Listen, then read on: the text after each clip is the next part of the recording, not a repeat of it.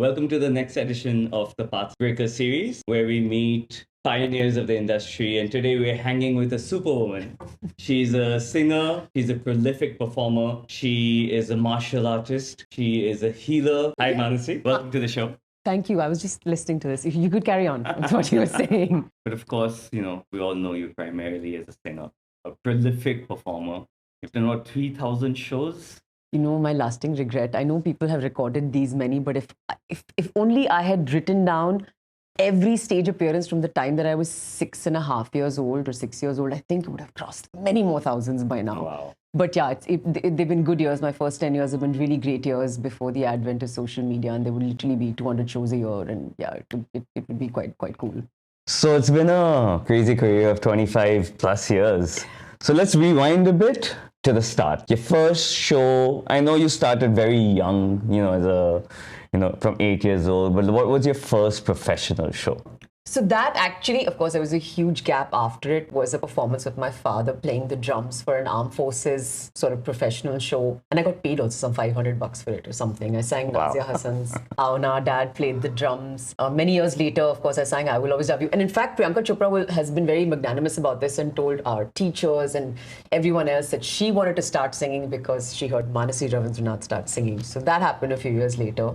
But then professionally for a long term, without a gap in it, started in 2000, the end of 2000. My first New Year's Eve, which happens to be my birthday as well, concert at the Lake Palace in Udaipur. Wow. And what was with you and the band? It was you solo? Tell us a little bit about that first show. Actually, that was with somebody else's band from Pune again. And I had done a show at Jazz Garden in Pune, and these guys were going. One of the former bands in Pune at that time. No, actually, I'm sorry, I'm missing out a huge chunk of my life.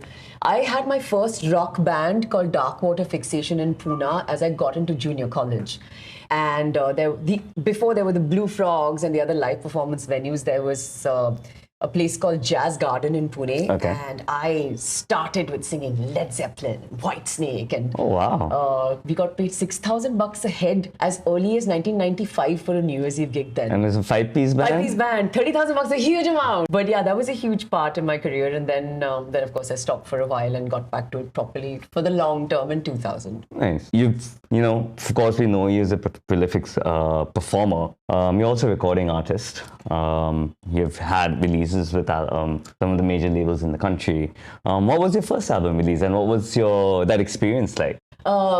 First album or first song release, because I started with playback in the South. Tell us about the playback. The first song ever was a Tamil song called Ottedi Padele in a film I acted in as well, because Priyadarshan, the director, heard me sing in a karaoke bar and just decided to gift me this song. And after that, I did a lot of Telugu films with Vidyasagar. So it started there. But that was still, just about getting out of college, moving into a career in music. The first album space, and I'd done songs with Suketu, I'd done songs with, DJs here and there. But the first time that I really saw music as a career move was 2005 in Nachle. And that was quite something, seeing my standee outside Rhythm House and CDs on display and being the breakthrough artist that had an original song at #1, a video at #1. I produced the whole album myself. I produced the whole video myself, earned the money back enough twice over, and bought my house the same year as well. But those were the good old days. So that was my main moment of an album release where,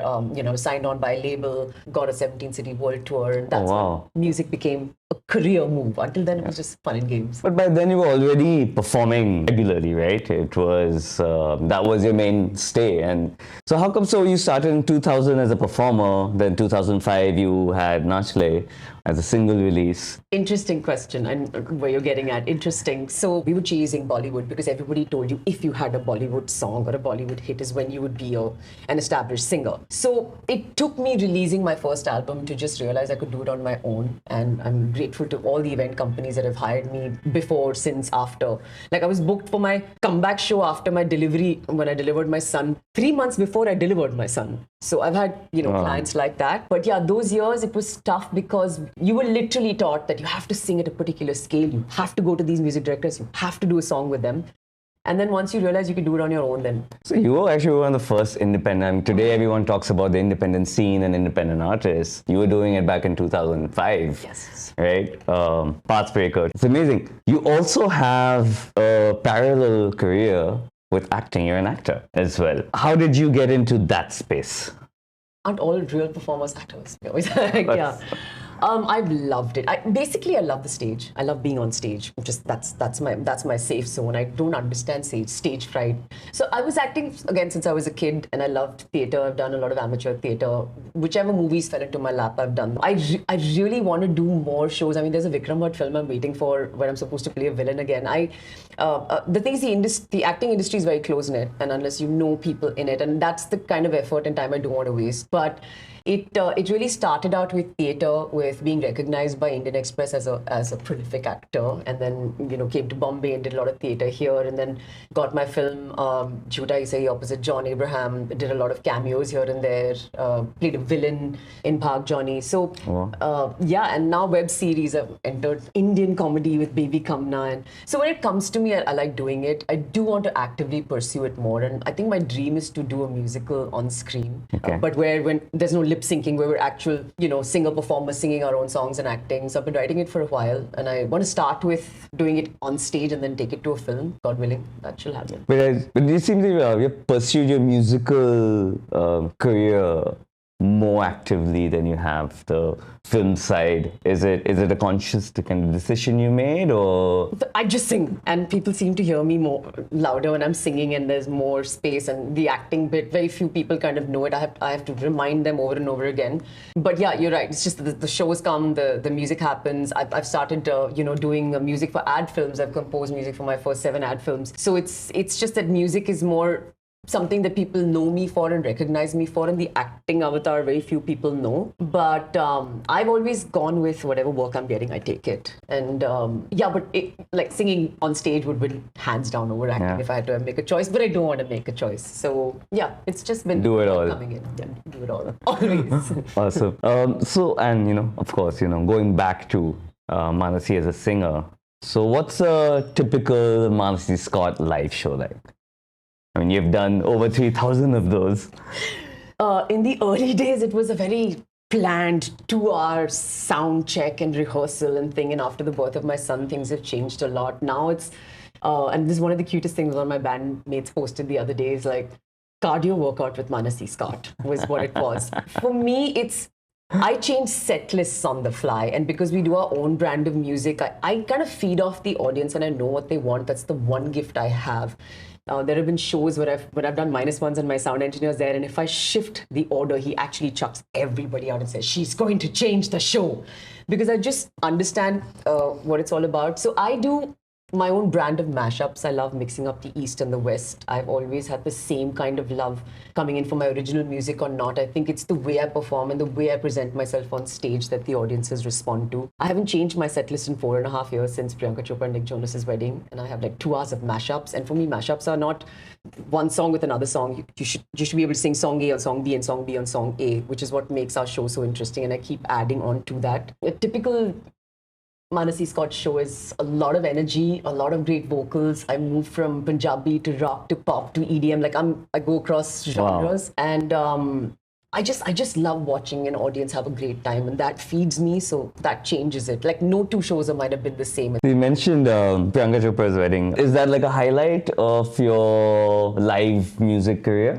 Absolutely. One of the most important ones, because I know that a lot of people were vying for this particular performance. And I know PC, of course, like I said, has been very generous. And like she screamed literally when they gave her my name, because she very openly admits that I'm the reason that she wanted to take singing up as a career. And Nick's team, I think, went through my profile and everything else. And it was a hardcore selection process. So, it just recognized me for the talent that I have, and that was everything. And I changed my band setup. We went from 90 minutes to 4.5 hours of singing. Oh wow. And it was just like I just kept on and on and on, and Nick, who didn't want to sing with us initially, once he heard the band, any song I called him up for, came and sang up with us, and it was quite something. 4.5 hours set we used to do 5 and 6 hours. Like for me, I'm a ever ready bunny. I can keep going on.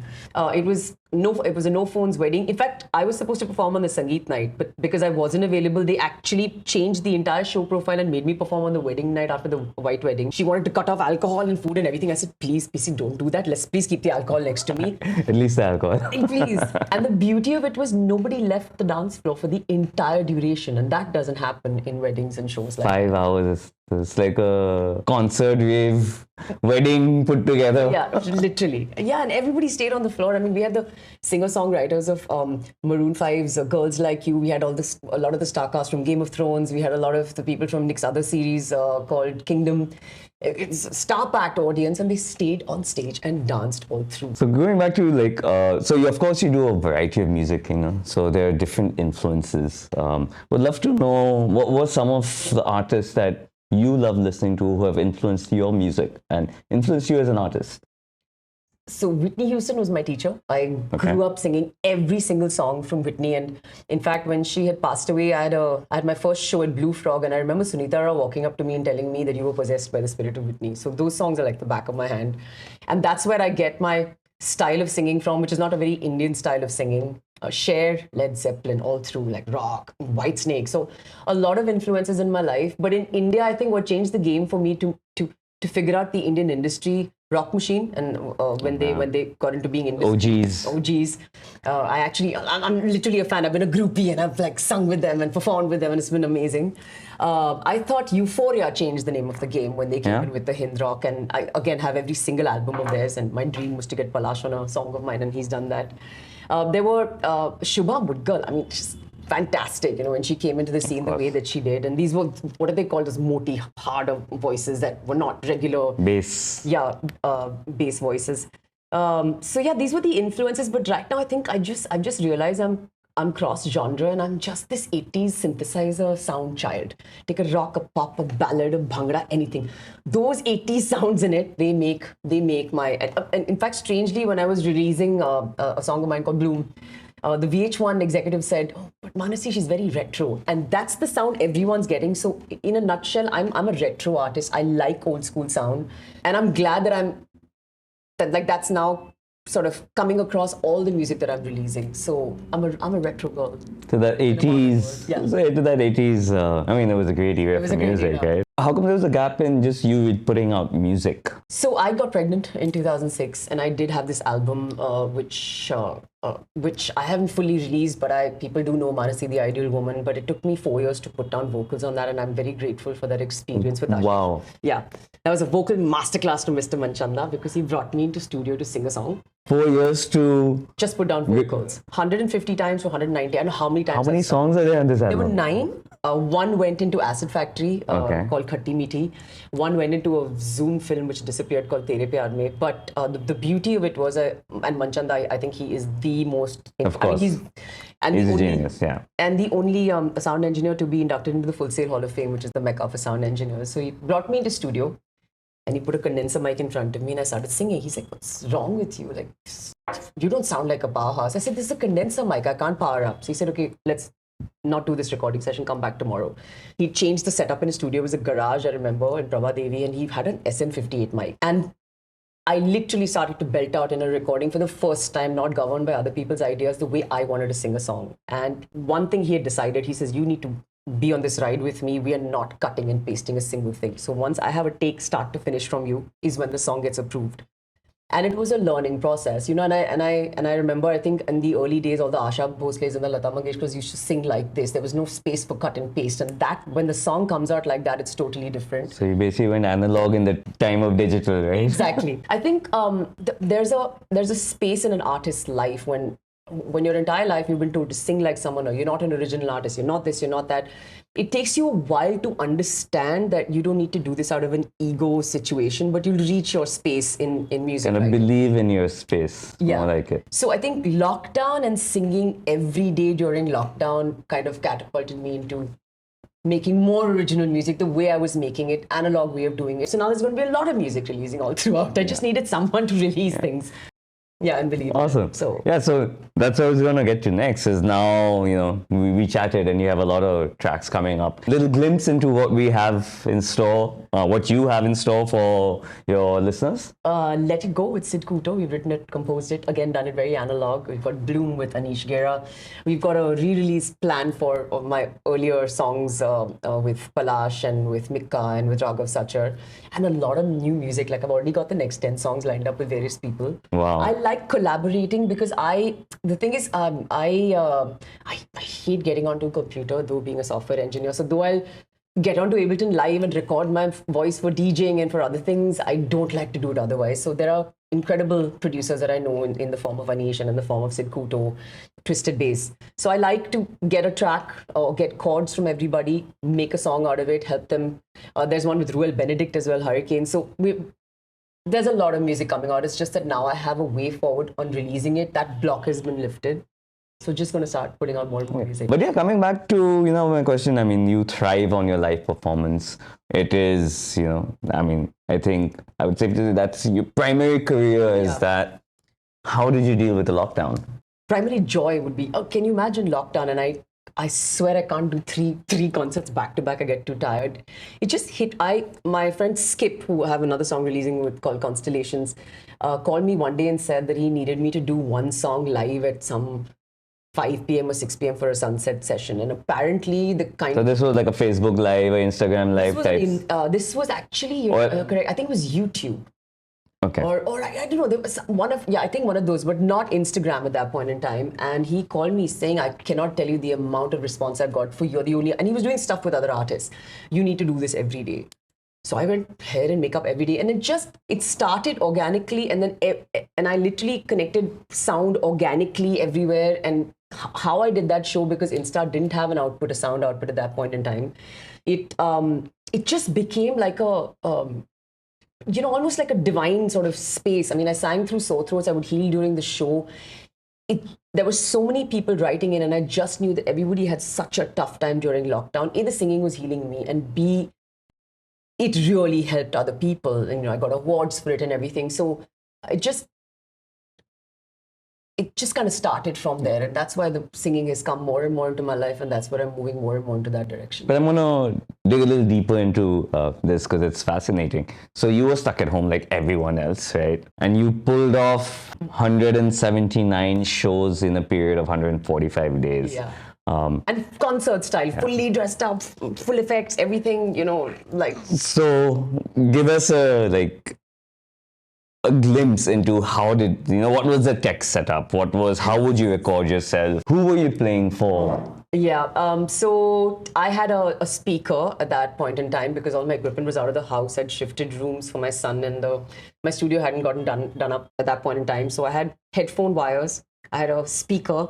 I knew the iPhone picked up incredible sound. I called Brian, my DJ, the guy who taught me DJing, and one of my sound engineers, and I asked them to just familiarize me with how I could sing on Ableton. Figured out outputs and things, like in my brain, I was on fire. Before the iPhone stands came in, I literally had to put my iPhone with rocks around it for it to be angled to get the best sound in a particular way. So I literally went old school analog, like you would sing in a college or a school competition, right? And it happened so organically. And once I had people writing into me from Miami and from old age homes and from Iceland, I had to change timings for my shows. There were days I was doing 3 shows, one on Facebook, one on YouTube, one on different outfits, different setup and hair and everything.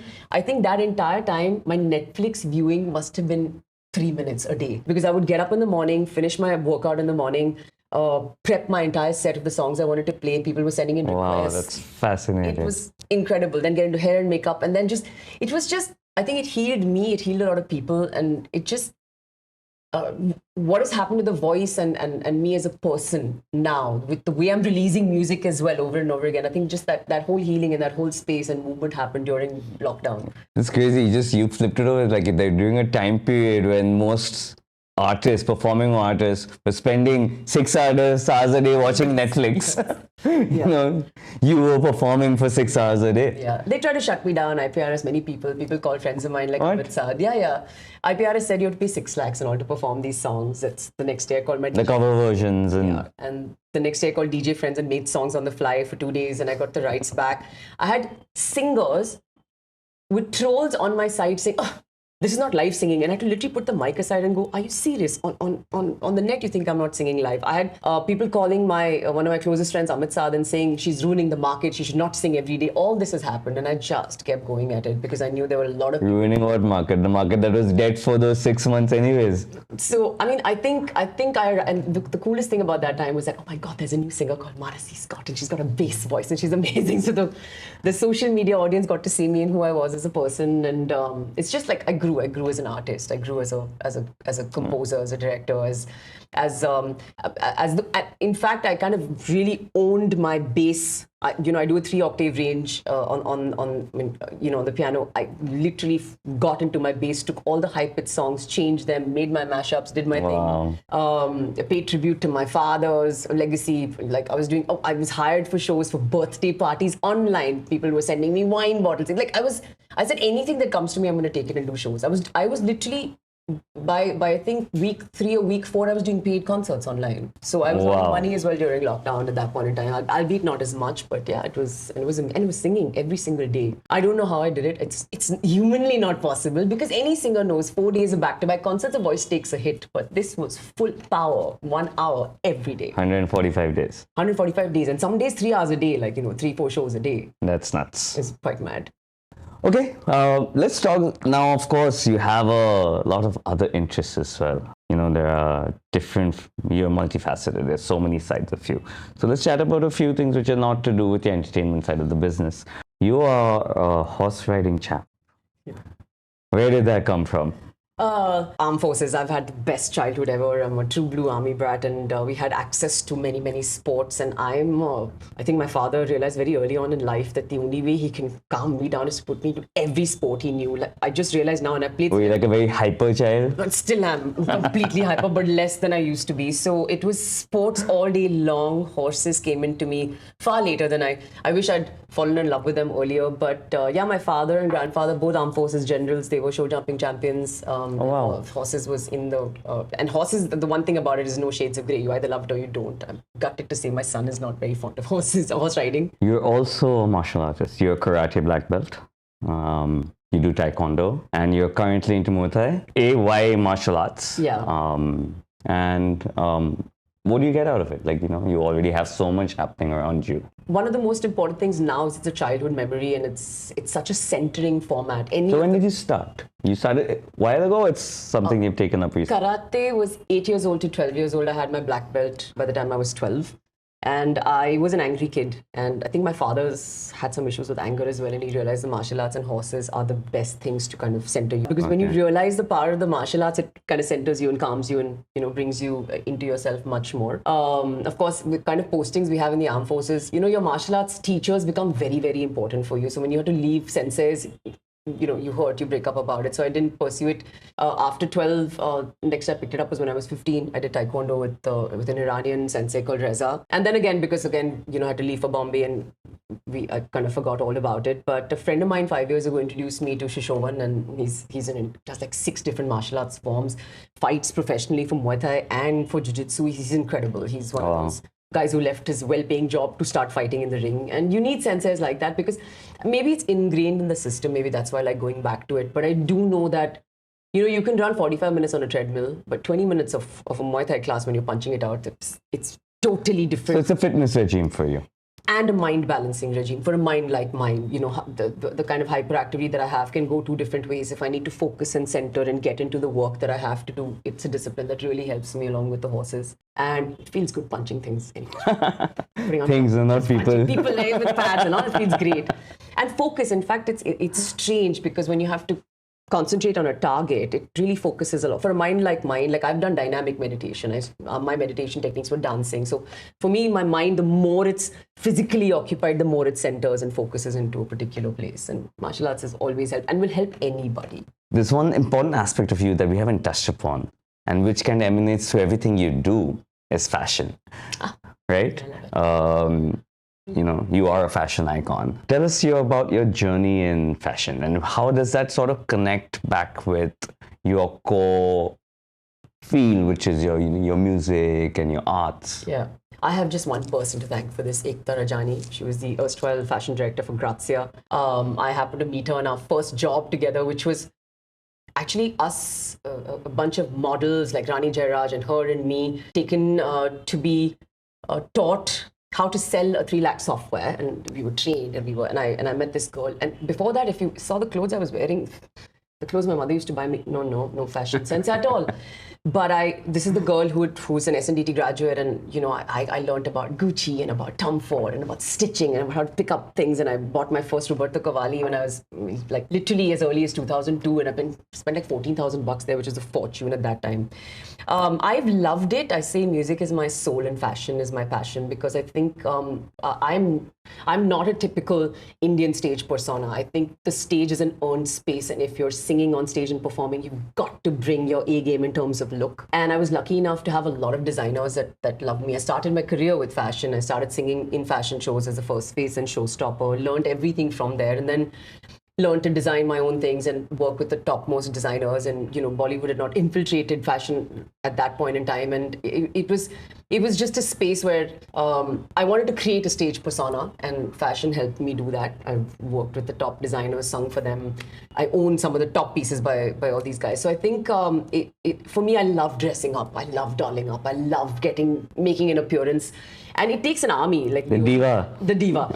I've actually dressed up in clothes before I owned my first car, like fully dressed up in hair and makeup, and taken a first class compartment from when we used to stay in Malad all the way to town to perform in a fashion event and stuff. I've done those days as well. So even I didn't care about the people watching me or not around me. For me, it was always, when I get onto stage, I want to be a persona. I want to be a person that, and no matter how big or small the show, there will always be me. Even lockdown concerts, there was always a fashion persona every day, different outfit, mixed and match everything I have. So I think, I'm really grateful, because it's given me when you look at yourself in the mirror and you see what you like, it helps you perform better. And I like the larger than life, the loud. I got a powerful voice. I jump nonstop on stage when I'm singing. So the clothes just add that little extra in me to give it more. Everything that kind of came together, right? The fashion side of things, your inherent talent as a musician, your nature as an actor, right? So that kind of, because, like you just said earlier, that being on stage is being on stage, even while you're a singer, it is, you're performing, it's an act. Yeah. Right? So I think one of the few that kind of amalgamates all these different worlds. Before anyone else was doing it. Yeah, now of course. Trying to, but I've left all the styles. Before the social media, before everyone started kind of copying styles, you are one of the OGs of this business, right? Before you were a singer, before you were a fashion icon, before you were an actor, you were a software engineer. Right? That you are creating a metaverse of your own. Yes. You are sort of embracing Web3 technologies, be it Web3, be it immersive. I just want to understand from you as an artist who's done the traditional business, why, new tech? Because most artists don't give a shit, really, right? Why are you interested in this? And what are your expectations from So this is only because I have a fantastic team and I get to be an artist, and I've got other people around me to bring me in. I still tell people not to email me because I hate getting onto the traditional computer things, and I just want to... Computer things? My God, if I'd been stuck behind a screen for the rest of my life. But this is so incredible. I remember my son's reaction. He doesn't give me more than 10 seconds for anything, but I remember him going through my entire metaverse, seeing this. And this technology is incredible, because for a person like me, it's literally the more I get people into it for the fan base that I have, the more everybody wants to earn money, the more. And plus it's creative, and honestly speaking, it's a team. Because had I had to do all this on my own, I'm an artist, and I do my job as an artist. I'll give content. You need a really cool team around you that understands the tech part of it and believes in the tech part of it to do their job. And it's beautiful that the world is moving to an online space, and the world is moving to gaming. Everybody's gaming, and here you are coming into a zone just like that for an artist. I think it's quite incredible. Even the software engineer brain in mind says, "Wow, this is good stuff." And what can your fans expect from you in this new space? Like, are you going to be launching NFTs, or what? I was just what are you doing? That. He knows what NFTs are all about. I'm giving content and creation. It'll be a great space for me to create merchandise for the first time in my life based around music. Yeah. And traditional, non-traditional merchandise. NFTs, of course, I'm very excited about it. It's a space where as opposed to people getting online and finding a karaoke track to sing with a person, all those softwares that they have, as I release more music, there are fans who always wanted to sing with me and do songs with me can actually come on here and do that as well. Of course. And as I grow as an artist, there'll be more and more things. There'll be things that people don't know about me that are there. And I'm waiting to do my virtual online concerts in time over here. So I think it's bringing someone into my own home, my own zone, into myself in a very interesting way. And I think that is the future. It's a very personalized space. It's yours. It is. Right? And not just for music. I think for any artist, I think it's it's that being able to touch your rock star celebrity feel. I think this is more interactive and immersive, and the closest a fan can get to an artist without actually meeting them. I think that's the beauty of this space. And the more we do, it's going to push me to create more, to do more. The more I do, the more I know I'll have people coming to me. So it's a huge new ocean that I'm diving into, but I'm really excited about it. Yeah. So the journey so far, almost 2 decades and a half, right? So, it's been a journey where you've evolved from singer, recording artist, actor, fashion, right? But all that has been Manasi 1.0. Now I think the world is ready for Manasi 2.0. This feels more like 3.0. You have lots of new music coming out. Excited about that. Good to have you releasing music again. Yeah. I know you have a lot of cool collaborations, and every collaboration sounds different. So it's I think in the versatility of the content that you're creating, the music that you're creating, just shines through. And of course, we love the way you're going to be embracing new tech. Excited about this Metaverse platform. Amazing. Exciting things to expect. Yes. For the one and only Manasi Scott, thank you so much. Thank you. It's been a pleasure and a privilege. Thank you. Go check out her Metaverse. Manasi-verse coming soon. And it is like Manasi said, Manasi 4.0. Thank you.